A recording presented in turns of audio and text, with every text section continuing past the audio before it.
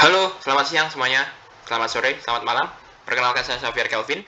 Saya akan membuka presentasi paper review dari perbandingan algoritma Bradford Search dan Dijkstra untuk penentuan rute terpendek pengiriman barang Unilever.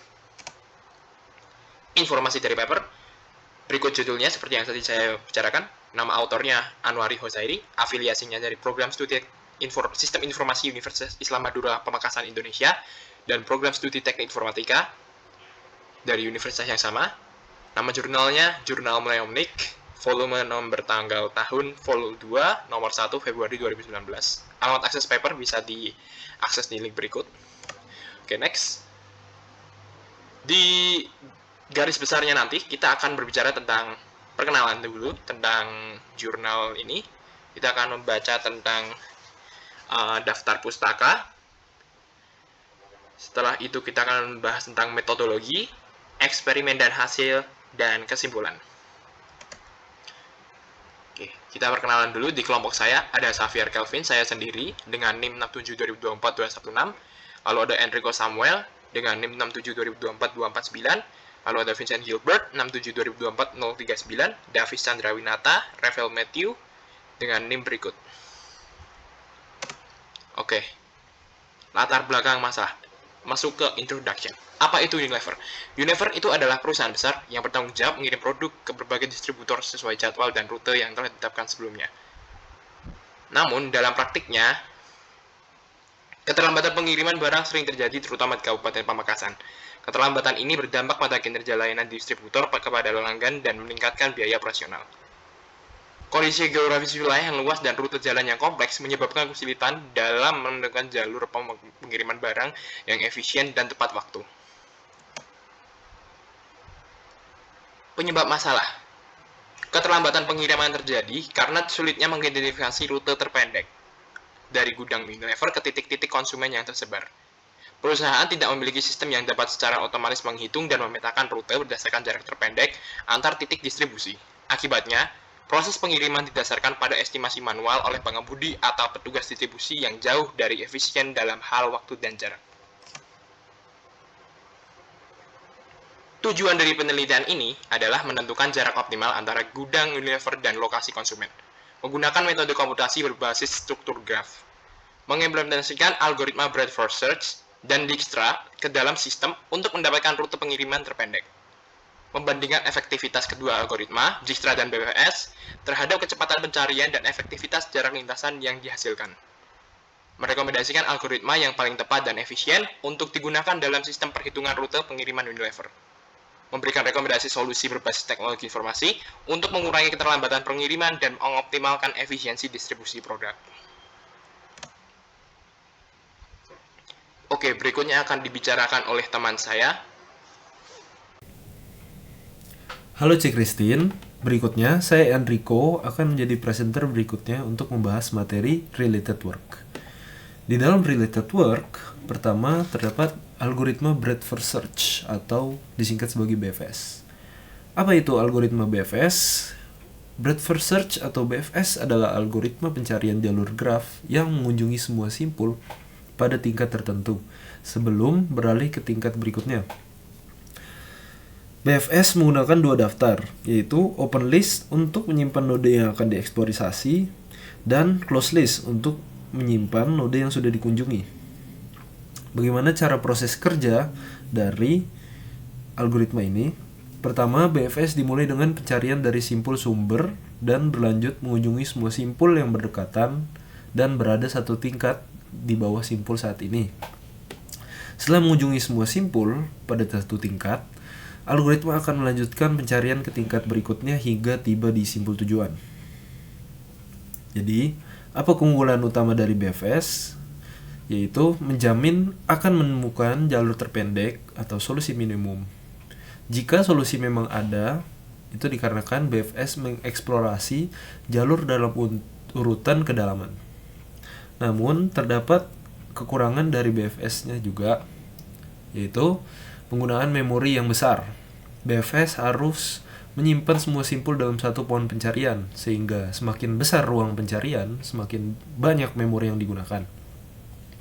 Waktu pencarian juga akan meningkat secara eksponensial seiring dengan peningkatan ukuran grafik. Oke, sekarang kita langsung lanjut ke pembahasan contoh soal dari algoritma BFS ini. Ya, di sini kita lihat contoh soalnya terdapat gambar. Ini gambar graf peta Rumania.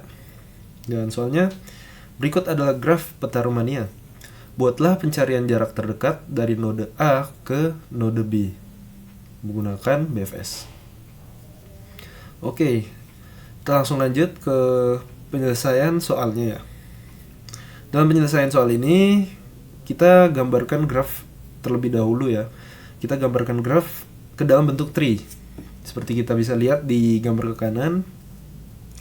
Dan pencarian rute dengan BFS ini itu dilakukan dengan mengecek setiap level mulai dari level N atau level 1, baru dilanjutkan ke level N plus 1 hingga target atau goal yang ditemukan. Jadi akan dicek satu persatu tingkatan ya guys.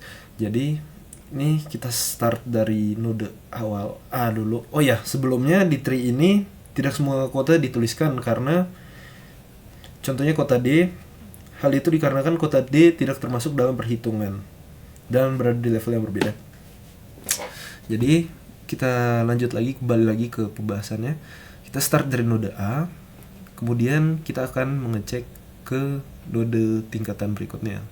Dan pertama kita akan ke node paling kiri ya, karena memang cara proses kerja dari algoritma BFS itu kita akan memulai dan start dari node paling kiri. Kemudian kita akan mengecek jarak tetangga-tetangganya dari Z. Kemudian kita akan menempuh ke S dan T. Ya, begitu juga berikutnya. Setelah dari level tingkatan ini, kita akan next ke tingkatan berikutnya, level 2 yaitu OOFRL ya. Begitu sampai seterusnya ya, tergantung berapa level tingkatannya yang terdapat. Ya, kita bisa lihat di sini pengecekan level 1 mulai dari Z, S, T. Kemudian lanjut, kalau sudah dicek semua, kita lanjut ke level 2 OOFRL. Oke. Kemudian kalau sudah level kedua ini dan kita ke level ketiga dan B. Nah, di sini kita sudah sampai di tujuan akhir kita, di goal kita ya. Jadi kita tidak langsung memilih rute-rute yang kita cek-cek tadi, tapi kita akan membandingkan terlebih dahulu. Maka kita lihat rute mana yang berkaitan dengan tujuan yang kita capai dan rute yang terpendek ya yang akan diambil dari algoritma ini. Maka kita bisa lihat di sini dari rute A, S, F, B itu merupakan rute yang paling berkaitan dan paling terpendek ya. Jadi rute yang terpilih adalah dari node A, S, F, B ya. Di sini jawaban akhirnya. Oke, next kita lanjut ke pembahasan kedua yaitu algoritma Dijkstra.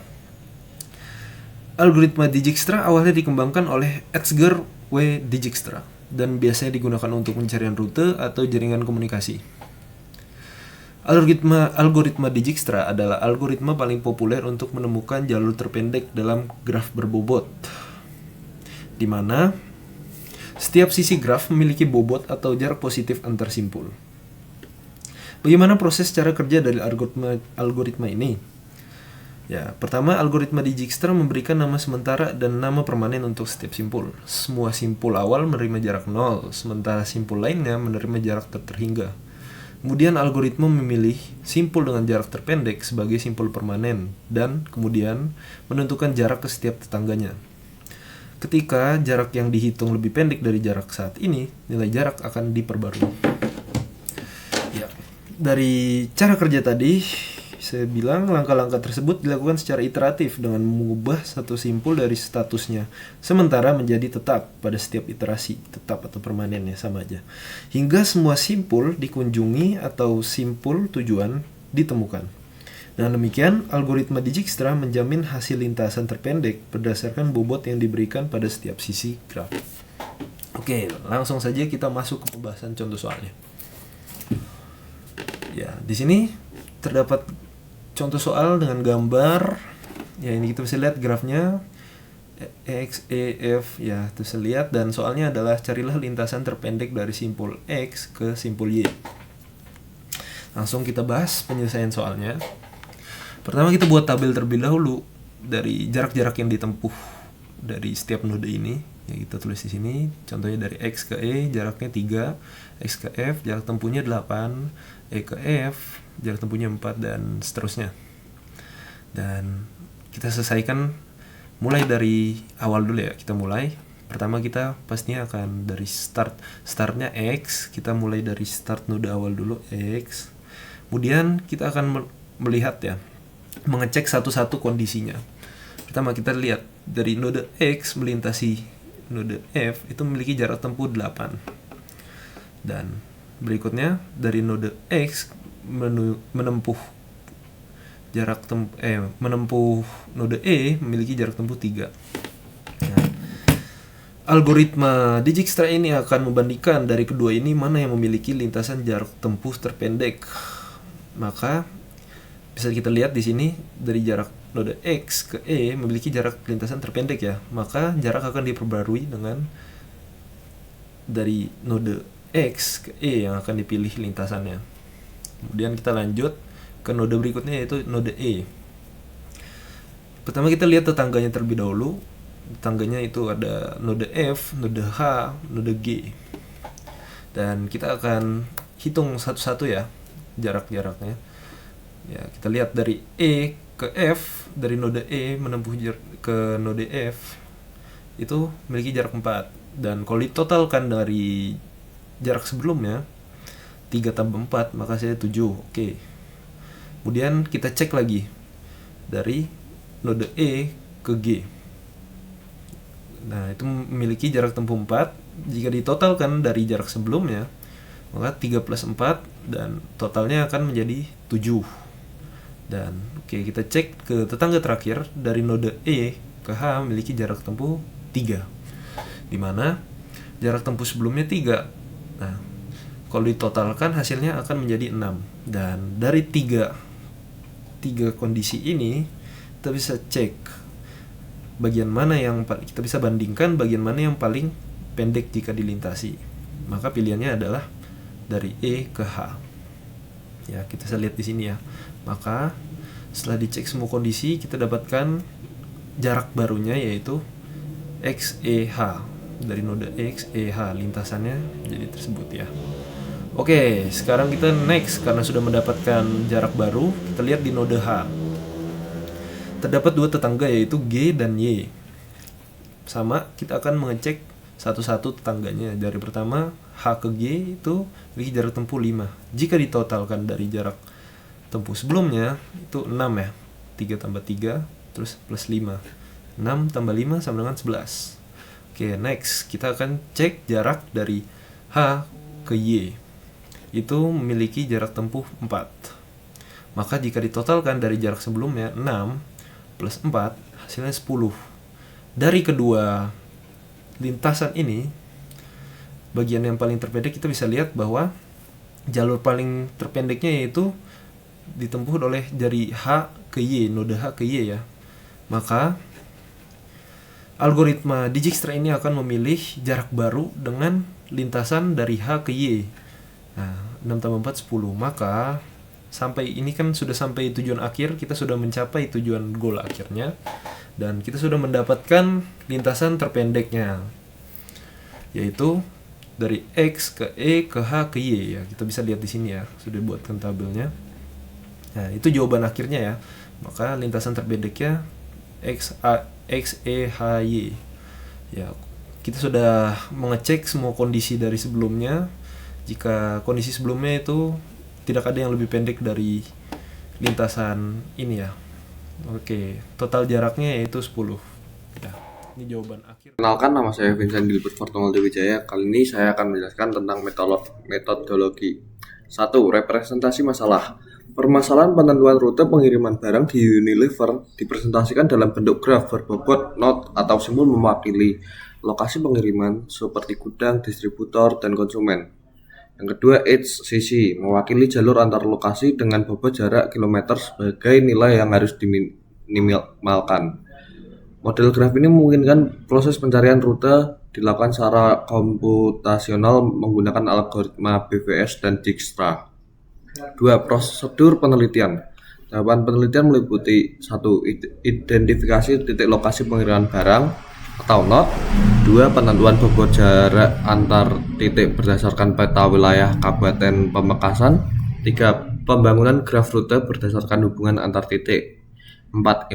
Implementasi algoritma BVS dan Dijkstra untuk menghitung rute terpendek. 5. Perbandingan hasil antara kedua algoritma berdasarkan total jarak tempuh kilometer, efisiensi jalur atau jumlah knot dilalui. 3. Kecepatan waktu pencarian. Yang ketiga, proses algoritma. A. BVS menelusuri graf dari knot awal ke knot lain berdasarkan tingkat kedekatan level. Semua knot pada satu level akan dikunjungi sebelum berlanjut ke level berikutnya. Selanjutnya, BVS menjamin jalur dengan jumlah edge paling sedikit namun tidak memperhitungkan bobot jarak antar knot. Langkah-langkah BVS. Tentukan simbol awal dan tujuan. 2. Masukkan simbol awal ke dalam antrian. 3. Kunjungi setiap simbol tetangga satu persatu. 4. Jika simbol tujuan ditemukan, hentikan pencarian. 5. Jika belum, lanjutkan ke simbol tetangga level berikutnya. B. Dijkstra algoritma. Digunakan untuk mencari jalur terpendek pada graf berbobot positif, menghitung jarak total kumulatif dari simbol awal ke setiap simbol lain. 3. Menggunakan konsep label sementara dan permanen untuk menentukan simbol dan jarak minimum. Langkah-langkah Dijkstra. Tetapkan jarak awal sama dengan 0 untuk simbol awal, jarak lain tak terhingga. Pilih simbol dengan jarak sementara terkecil sebagai simbol aktif. Hitung jarak dari simbol aktif ke semua tetangganya. 4. Jika jarak baru lebih pendek dari sebelumnya, perbarui nilai jarak tersebut. 5. Tandai simbol aktif sebagai permanen dan ulangi langkah hingga simbol tujuan ditemukan. Baik, selanjutnya akan dilanjutkan teman saya. Perkenalkan, nama saya Davis. Saya akan melanjutkan bagian eksperimen dan result. Studi kasus penelitian ini dilakukan dengan membuat simulasi graf rute pengiriman barang Unilever di Kabupaten Pamekasan. Pada simulasi ini, titik awal adalah P, jalan pintu gerbang atau kantor pusat, dan titik tujuan F, larangan Badung. Setiap titik mewakili lokasi dan garis antar titik memiliki bobot berupa jarak tempuh di dalam kilometer. Bagian hasil penerapan algoritma hasil BFS. Rute ditemukan P ke A ke F. Total jarak 4 km. BFS menelusuri node dari level terdekat terlebih dahulu sehingga menemukan tujuan lebih cepat tanpa memperhatikan bobot antara rute. Kelebihan pencarian cepat dan sederhana. Kekurangan tidak selalu menghasilkan jarak paling optimal untuk graf berbobot. Hasil Dijkstra. Rute ditemukan P ke A ke G ke F. Total jarak 6 km. Dijkstra memilih jalur AG karena bobotnya lebih kecil 2 km dibanding AF 3 km. Namun akumulasi total jarak menjadi lebih besar 6 km. Hal ini menunjukkan implementasi algoritma Dijkstra dalam penelitian belum menghitung jarak kumulatif dengan benar. Bagian perbandingan hasil, dan ini tabelnya. BFS memberikan hasil lebih pendek untuk sama banding Dijkstra. Semua rute uji. Dijkstra menghasilkan total jarak lebih panjang karena kesalahan perhitungan kumulatif dari simbol awal. Secara logika, Dijkstra seharusnya lebih optimal pada graf berbobot positif, namun implementasi di bab penelitian tidak mengikuti prinsip total jarak global. Kesimpulan eksperimen. BFS efektif untuk pencarian cepat dengan satu tujuan dan graf kecil. Dijkstra lebih cocok untuk graf besar dan multi tujuan asalkan diimplementasikan dengan benar. Untuk kasus distribusi Unilever di Pamekasan, BFS menghasilkan rute 4 km lebih pendek dibanding Dijkstra 6 km. Penelitian menunjukkan bahwa pemilihan algoritma harus mempertimbangkan jenis graf, tujuan pengiriman, dan kebutuhan efisiensi waktu. Bagian conclusions. Perbandingan hasil algoritma. Berdasarkan hasil pengujian algoritma breadth first search, BFS menghasilkan jarak lebih pendek dibanding algoritma Dijkstra pada kasus pengiriman barang Unilever dari titik P, gudang pintu gerbang, ke F, larangan Badung. BFS rutenya P ke A ke F 4 km. Dijkstra rute P ke A ke G ke F 6 km. Yang kedua, analisis penyebab perbedaan. Perbedaan hasil disebabkan oleh implementasi Dijkstra yang kurang tepat dalam paper, di mana algoritma hanya mempertimbangkan bobot antara simpul edge terkecil, bukan jarak total kumulatif dari simpul awal. Akibat total jarak yang dihasilkan menjadi lebih panjang. 3. Kinerja dan efektivitas. BFS memiliki keunggulan dalam pencarian cepat dan sederhana, terutama untuk graf kecil dan tujuan tunggal.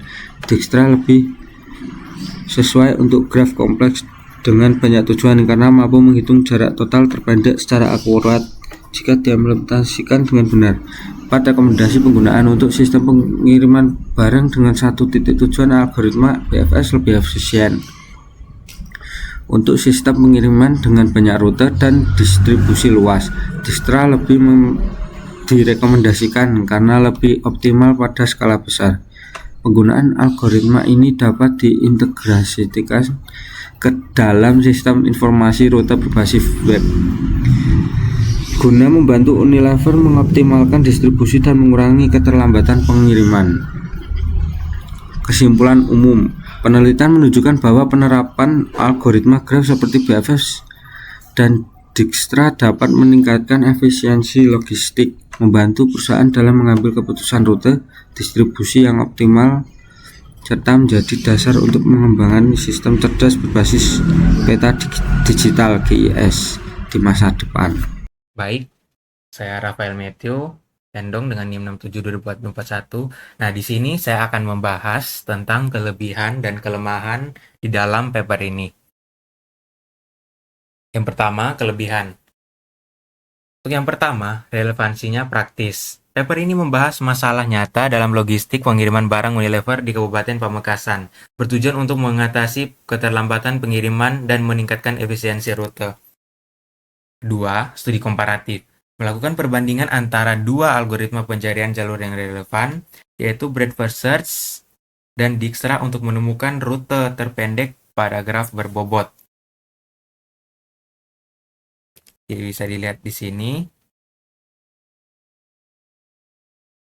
Ya, langsung dikasih tabelnya langsung. Perbandingan hasil jarak kedua algoritma, misalnya yang pertama, dari P ke F, rute untuk BFS menggunakan PAV, untuk Dijkstra menggunakan PAGV, dan untuk jaraknya BFS yaitu 4 km dan Dijkstra yaitu 6 km.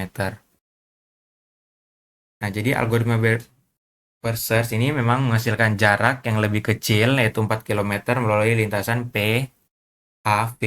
Sedangkan algoritma Dijkstra menghasilkan jarak lebih panjang yaitu 6 km melalui lintasan PAGV dengan rute yang lebih banyak. Yang ketiga, rekomendasi berbasis skenario. Memberikan informasi dan rekomendasi yang jelas mengenai algoritma mana yang lebih cocok untuk skenario pengiriman tertentu. Seperti BFS untuk pengiriman satu tujuan dan Dijkstra untuk banyak tujuan. Ini memberikan nilai tambah praktis bagi pengguna sistem. Bisa lihat di sini pada halaman terakhir yaitu halaman 72. Di sini dibahas, jadi dapat ya kita ambil kesimpulan bahwa algoritma Breadth Search lebih baik untuk digunakan pada pengiriman barang dengan satu tujuan, sedangkan algoritma Dijkstra lebih baik digunakan untuk banyak tujuan dengan banyak tempat yang harus dikunjungi.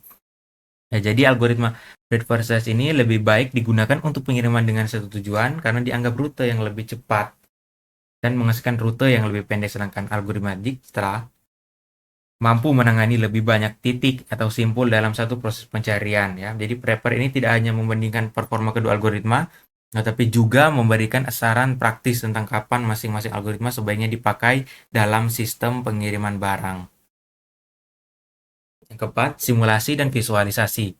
Paper ini menyertakan simulasi proses pencarian rute pada graf pengiriman yang membantu membaca, memahami bagaimana algoritma bekerja dalam konteks masalah yang diberikan. Yang berikut masuk pada kelemahan.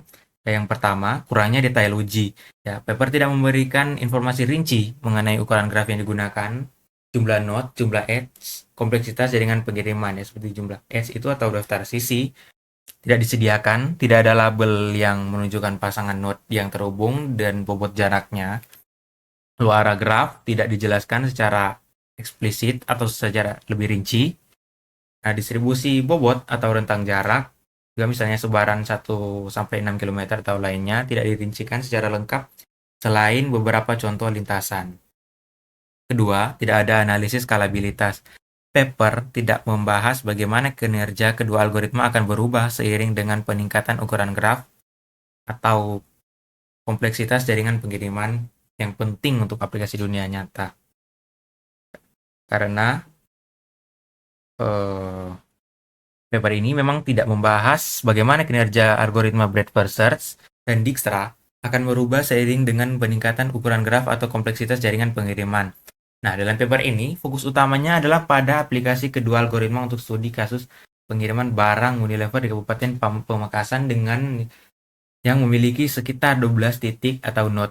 Nah, jadi tidak ada analisis atau pengujian terkait skala yang lebih besar, kompleksitas jaringan, atau performa algoritma ketika ukuran graf meningkat. Yang ketiga, Dijkstra menghasilkan rute lebih panjang. Paper secara eksplisit menyatakan bahwa Dijkstra bisa menghasilkan jarak lebih panjang dengan rute lebih banyak, misalnya 6 km melalui PAGP dibandingkan BFS 4 km melalui PAV untuk tujuan yang sama. Algoritma Dijkstra dirancang untuk menemukan jalur terpendek absolut pada graf berbobot dengan bobot non-negatif.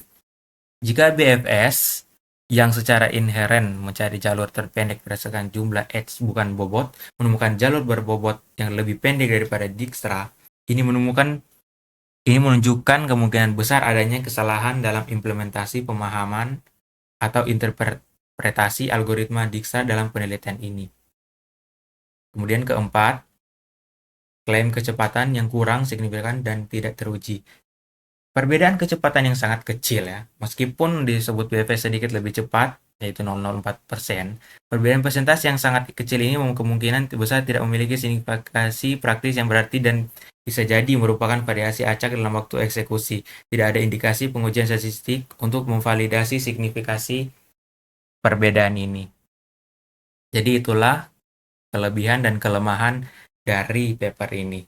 Terima kasih. Oke, baik. Terima kasih teman-teman udah ikut memperhatikan presentasi dari kami dari awal sampai akhir ini. Terima kasih sudah memperhatikan dan semoga algoritma breadth-first search dan Dijkstra ini dapat diterapkan di kehidupan sehari-hari teman-teman. Terima kasih.